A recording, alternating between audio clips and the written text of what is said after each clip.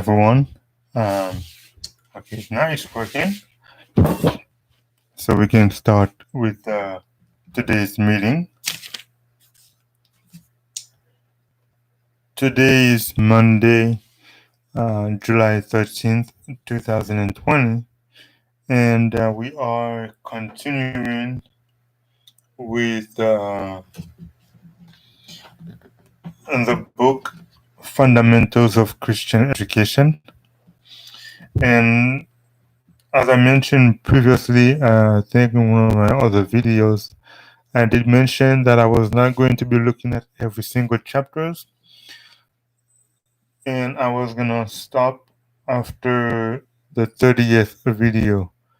And so I believe right now I'm probably in video number 12, maybe now, or 13. I'm gonna have to check again. But when I get to video 30, number 30, then I will stop and I will do a different book because that might be long. And of course, today we are going to look at Daniel's integrity under test, and that will be a two-part series. And before I start, I would like to mention that Daniel is one of the prophet in the Bible, most likely apocalyptic prophet. They kind of separate him from the other ones like Isaiah, Jeremiah, Ezekiel, Amos, Joel, Joel, Amos, Obadiah, and so forth. Daniel is more of an apocalyptic prophet, and the other ones were more likely conditional prophet, meaning God sent them to warn the people. But for Daniel, it was a vision of the end of the world. So, and today we're going to look at the life of Daniel in a sense, but most likely his integrity while while he was in Babylon. And so let's see what we can learn from Daniel and take and copy some of the character trait of Daniel. Today's gonna be a short video, and I'm trying to make that one too because it's important. That chapter is very important. And it begins. The prophet Daniel was an illustrious character. He was a bright example of what men may become when united with the God of wisdom. A brief account of the life of this holy man of God is left on record for the encouragement of those who should afterward be called to endure trial and temptation. When the people of Israel, their king, nobles, and priests were carried into captivity, 4 of their number were selected to serve in the court of the king of Babylon. One of these was Daniel, who early gave promise of the remarkable ability developed in later years. These youth were all of princely birth and are described as children in whom there was no blemish, but were favored and skillful in all wisdom, and cunning in knowledge and understanding science, and such as had ability in them. Perceiving the superior talents of these youthful captives, King Nebuchadnezzar determined to prepare them to fill important positions in his kingdom, that they might be fully qualified for their life at work according to Oriental custom. They were to be taught the language of the Chaldeans and to be subjected for 3 years to a thorough course of physical and intellectual discipline. So, um, first thing is,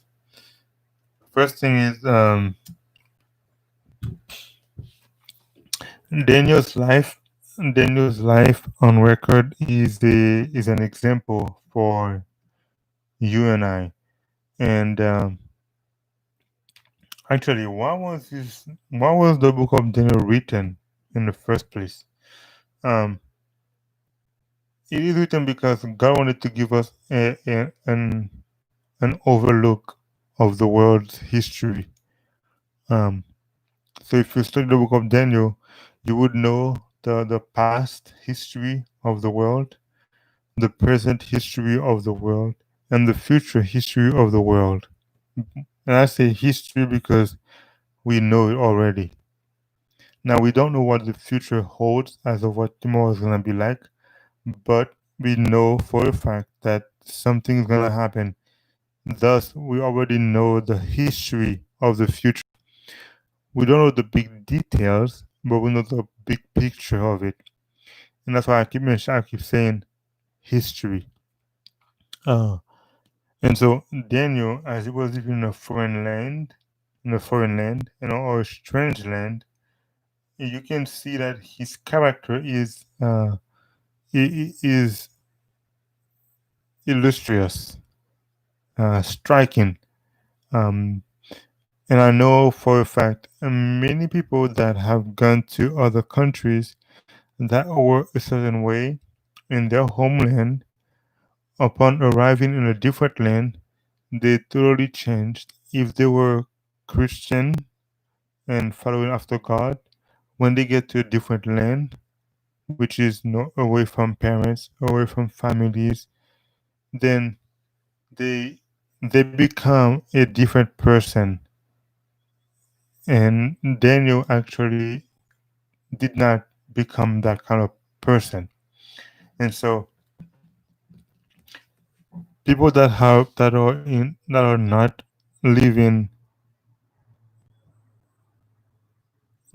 living in their home country, that could be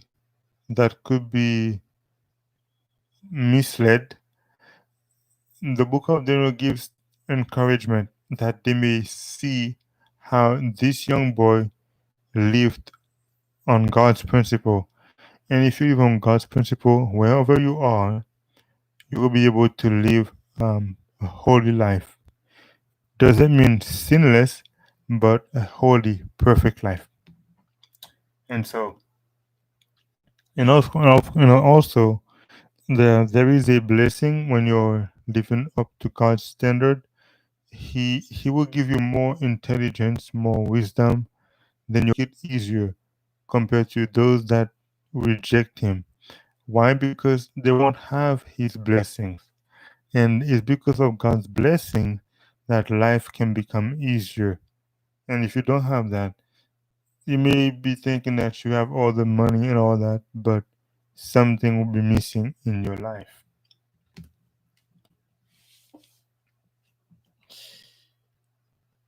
The youth in this school of training were not only to be admitted to the royal palace, but it was provided that they should eat the meat and drink of the wine which came from the king's table. In all this, the king considered that he was not only bestowing great honor upon them, but securing for them the best physical and mental development that could be obtained. Among the viand means meat, or meat meaning chicken or beef or goat or pork or whatever animal that you eat. Among the viand placed before the kings were swines. Okay, swine is pig, swine's flesh, and other meats which were declared unclean by the law of Moses, and which the Hebrew had been expressly forbidden to eat. Here Daniel was brought to a severe test.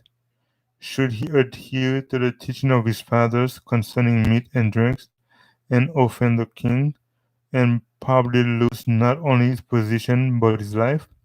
Or should he disregard the commandment of the Lord and retain the favor of the king, thus securing great intellectual advantages and the most flattering worldly prospects? So, um, as a Seventh Day Adventist, Bible stood. There is nowhere in the Bible it tells you can eat whatever you want. As a matter of fact, people have been trying to use Acts chapter 10. And if you were to listen to somebody using that chapter, I would say go and read the chapter yourself. Okay? Go read the chapter yourself, read the whole chapter, and you will understand what Acts chapter 10 is talking about. Now, some people might actually go to Genesis after Noah and say, well, Noah, it says that Noah ate meat, but you have to also understand Noah would have not eaten unclean meat because there were only one pair of unclean animal. There were 7 pairs of clean animal. If Noah did eat an unclean animal, there would be no way. I mean, okay, let's say he ate pig. He only had one. He only had one pair of pig, a male and a female. If he had eaten one of them, there would be no more pigs on planet Earth. Make sense? Okay, that's. But if you have questions on that, you can always ask. But the thing is, God's law in the Old Testament is still the same in the New Testament. When it comes to the food, we are forbidden, not just as Seventh-day Adventists, but as anyone who professes to be following Jesus Christ. We are all forbidden to eat unclean meat, whether it's wine, whether it's horse, whether it's bats, whether it's dogs or cats or snake or ostrich or eagle or falcon or rabbit or whatever you name it. If the Bible says it's unclean, then it will forever be unclean. You cannot make the pig clean because it is an unclean animal. And so you can choose to disregard the principle of the Bible, but when disease comes, that will be on you. Two, um,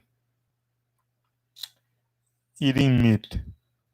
The Bible actually discourages the the eating of meat.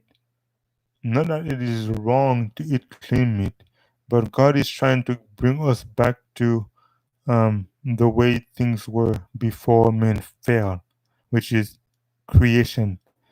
At creation, there was no eating meat. The lions were eating grass, just as an ox, and we were to be eating herbs, bearing seed and fruit and things like that. And so, God is not saying you cannot eat meat. If you're gonna eat meat, eat the clean meat. Go to the book of Leviticus chapter 11. It will tell you a whole list of meat that is clean and unclean, things that you can eat and not eat. Two, wine. I know people like wine, but if wine is fermented, it is not a good thing to drink. Actually, the Bible says that wine is a mockery. I think it was in Proverbs chapter 21 or 22. I have to go back and see it again. Fermented, there are two types of wine. There is fermented wine and unfermented wine. The unfermented wine, we just call it grape juice. Yes, grape juice is called unfermented wine. Okay? Yes, if you didn't know that, grape juice is an unfermented wine. So, what that means is it's not that wine is bad, it's which kind you are drinking. One of them will make you drunk, the other one will make you well. If you're drinking the good one, that's good. If it's the bad one, that's bad. So I know some people might be upset because I'm bringing that up. But if you're gonna be living according to Christ's principle, then we're gonna be doing. We will want to do exactly as He says. Daniel did not long hesitate. He decided to stand firm in his integrity, let the result be what it might. He purposed in his heart that he would not defile himself with the portion of the king's meat, nor with the wine which he drank. There are many among professed Christians today who would decide that Daniel was too particular and would pronounce him narrow and bigoted. They consider the matter of eating and drinking as of too little consequence to require such a decided stand, one involving the probable sacrifice of every earthly advantage.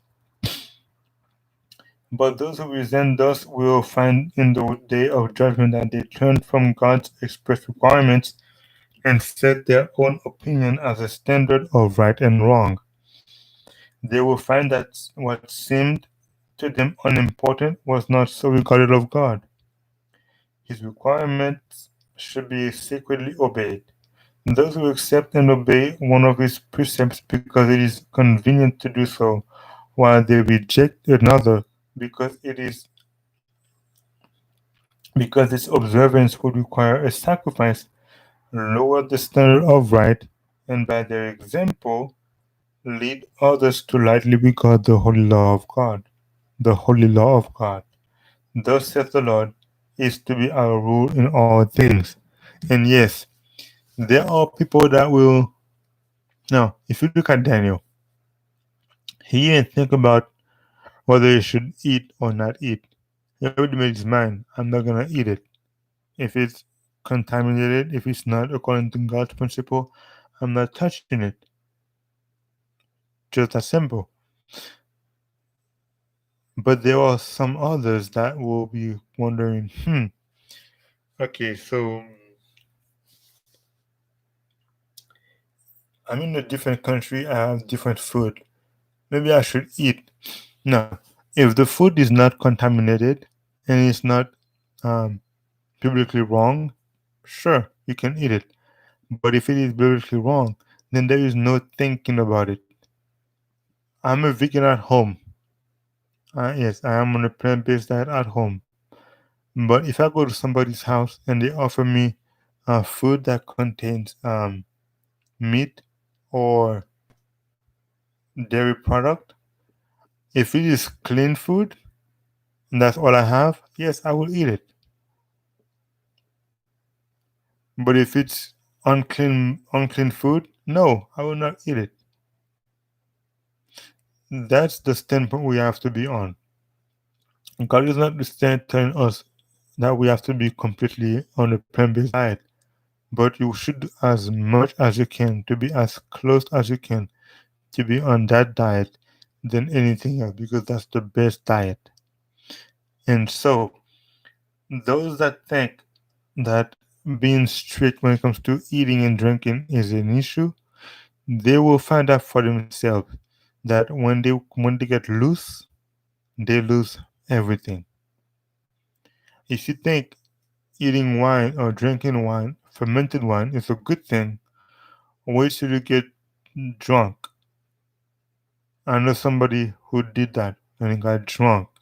That person got drunk and didn't turn really good for that person. Other people have been trying to misuse the Bible so they can eat pork. Let them. Now that science is finding there is a worm or a pesticide in pork that if it gets to your brain, you may die from that. So that happens. Science is catching up to the Bible. There is a reason why God said not to eat certain animals. Uh, so, but everybody has a choice to make, and I hope you make the right choice.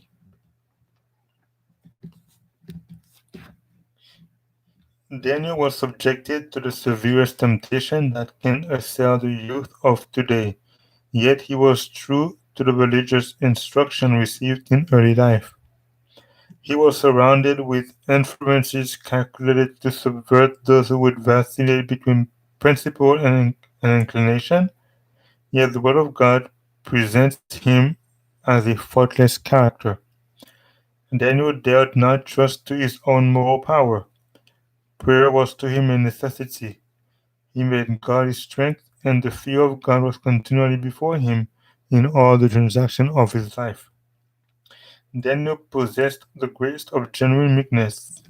He was true, firm, and noble. He sought to live in peace with all, while he was unbending as the lofty cedar wherever principle was involved. In everything that did not come in collision with his allegiance to God, he was respectful and obedient to those who had authority over him. But he had so high a sense of the claims of God that the requirements of earthly rulers were held subordinate. He would not be induced by any selfish consideration to swerve from his duty. So, here is another principle. Acts chapter 5, verse 29. We ought to obey God rather than men. What does that mean? If men are telling you to do something that is contrary to God's law, you're going to have to disregard men's law and keep God's law. Now, when it comes to being unbending to the Bible and to God's law, I do know that Pope Francis said people that are not willing to bend the rule, they are fanatics. And of course, he's talking about the Bible, the Ten Commandments.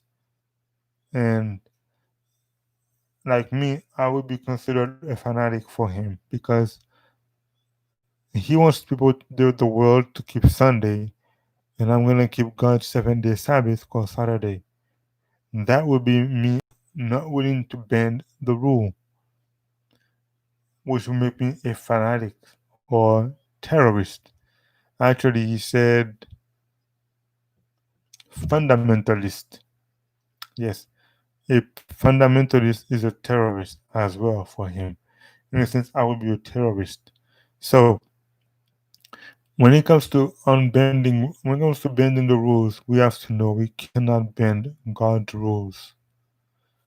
God is not gonna take anybody in His house who is willing to bend His rule.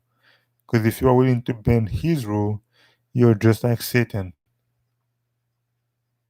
Yes, you're just like Satan. And Satan was willing to bend the rule. He did not want to live by the rule. And that way, you cannot be here anyways. So, that's another thing for you to consider.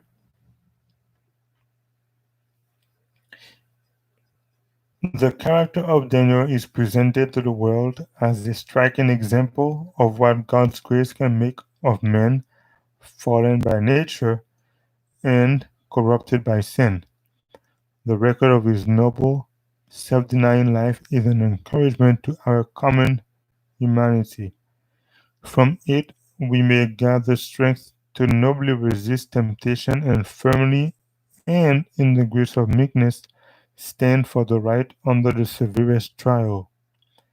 Daniel might have found a plausible excuse to depart from his strictly temperate habits, but the approval of God was dearer to him than the favor of the most powerful earthly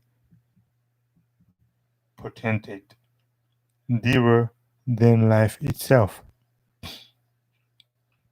Having by his courteous conduct obtained favor with Melzer, the officer in charge of the Hebrew youth, Daniel made a request that they might not eat of the king's meat and drink of his wine. Melzer feared that, should he comply with his request, he might incur the displeasure of the king and thus endanger his own life. Like many at the present day, he thought that an abstemious diet would render these youths pale and sickly in appearance and deficient in muscular strength, while the luxurious food from the king's table would make them ruddy and beautiful and would promote physical and mental activity. And here is the lie. Here is the lie. People would think that if you don't eat meat, you are weak. When in reality, those that eat meat are the ones that are weak. I know one day I was working and there was something to push, and usually we call a forklift to do that. And I was like, you know what? I'm just gonna push it myself. And of course, I'm the only person there that do not eat meat, and I pushed it. And you're like, what? He can push that? And one of the guys said, you eat a lot of chicken. And I said, no, I'm vegan. I don't eat chicken. I don't eat meat at all. No. And he's like, what? You don't eat meat? How can you have so much strength? And I said, people who eat meat, they are weaker than those that don't. And so, yes, this is something people have to understand.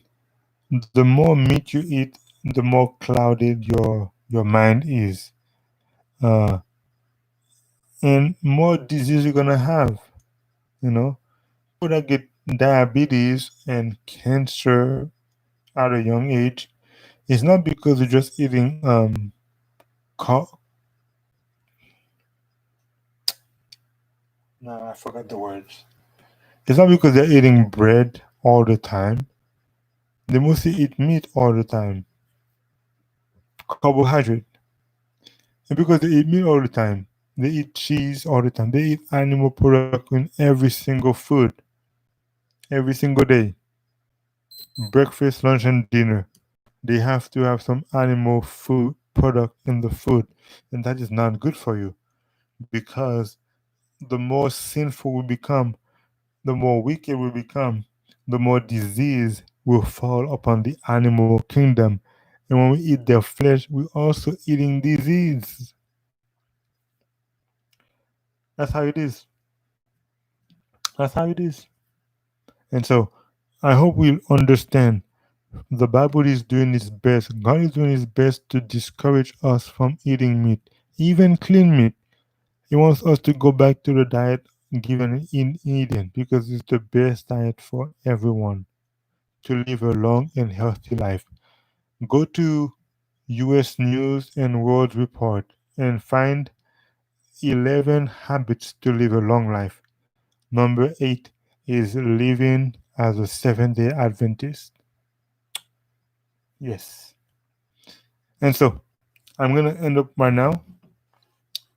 Today is today was Monday, July 13th, 2020. I hope to see you on Wednesday, the 15th. If I don't see you on Wednesday, I hope to see you again when Jesus Christ comes the second time.